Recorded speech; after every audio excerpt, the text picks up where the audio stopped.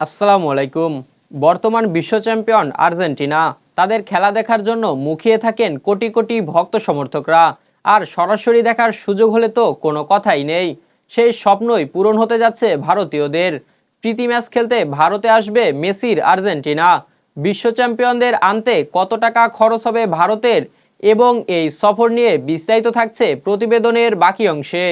Messrs বন্ধন enterprise নগদ ও সহজ কিস্তিতে পণ্য বিক্রয়ের বিশ্বস্ত একটি প্রতিষ্ঠান। গুঞ্জন ও নানা অনিশ্চয়তার অবসান ঘটিয়ে ভারত সফরে আসতে রাজি হয়েছে বর্তমান বিশ্ব চ্যাম্পিয়ন আর্জেন্টিনা ফুটবল দল। লিওনেল মেসি ও লাউতারো মার্টিনেজদের সরাসরি মাঠে দেখার সুযোগ পাচ্ছেন ভারতীয় সমর্থকরা। সবকিছু ঠিক থাকলে আগামী নভেম্বরে কেরালায় একটি প্রীতি ম্যাচ খেলবে লিওনেল মেসির দল। আর্জেন্টিনাকে আনতে ভারতের খরচ হচ্ছে বিশাল অঙ্কের টাকা, সব মিলিয়ে 130 কোটি রুপি, যা বাংলাদেশি মুদ্রায় প্রায় 181 কোটি টাকা। মূলত এই অর্থ পরিশোধ নিয়েই জটিলতা দেখা দিয়েছিল, ফলে সফর নিয়ে আইনি লড়াইয়ের মতো পরিস্থিতিও তৈরি হয়। তবে সব শঙ্কা কেটে গিয়ে অবশেষে চূড়ান্ত হলো আর্জেন্টিনার ভারত সফর। আর্জেন্টাইন ফুটবল অ্যাসোসিয়েশন এক সংবাদ বিজ্ঞপ্তিতে নিশ্চিত করেছে, চলতি বছরের নভেম্বরের ফিফা উইন্ডোতে কেরালায় একটি প্রীতি ম্যাচ খেলবে আর্জেন্টিনা। এএফএ আরও জানিয়েছে, ওই উইন্ডোতে 3টি প্রীতি ম্যাচ খেলবে বিশ্ব চ্যাম্পিয়নরা। এর মধ্যে 2টি অনুষ্ঠিত হবে আফ্রিকার অ্যাঙ্গোলার রাজধানী লুয়ান্ডায় এবং আরেকটি ভারতের কেরালায়।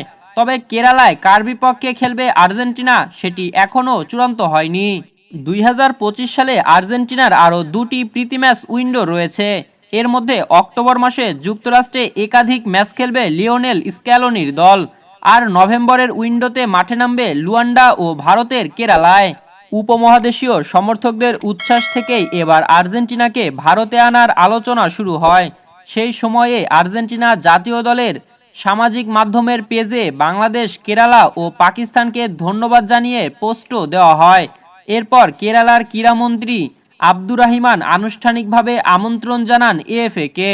সফরের পৃষ্ঠপোষকতার জন্য কেরালা সরকার সম্প্রচার প্রতিষ্ঠান রিপোর্টার্সের সঙ্গে চুক্তি করে। তারাই আর্জেন্টিনা ফুটবল অ্যাসোসিয়েশনের সঙ্গে আর্থিক লেনদেন সম্পূর্ণ করে। তবে কিছুদিন আগে চুক্তিভঙ্গের অভিযোগ তুলে সফর অনিশ্চিত হয়ে পড়ে। পরবর্তীতে রিপোর্টার ব্রডকাস্টিং কোম্পানির ব্যবস্থাপনা পরিচালক অগাস্টিন জানান, 130 কোটি রুপির পুরো অর্থই গত 6 জুন পরিশোধ করা হয়েছে। আর্জেন্টিনা নির্ধারিত সময়ে না এলে এএফ-এর বিরুদ্ধে আইনি ব্যবস্থা নেওয়া হবে বলেও সতর্ক করেছিলেন তিনি। অবশেষে সব বাধা কাটিয়ে ভারত সফর নিশ্চিত করল আর্জেন্টিনা।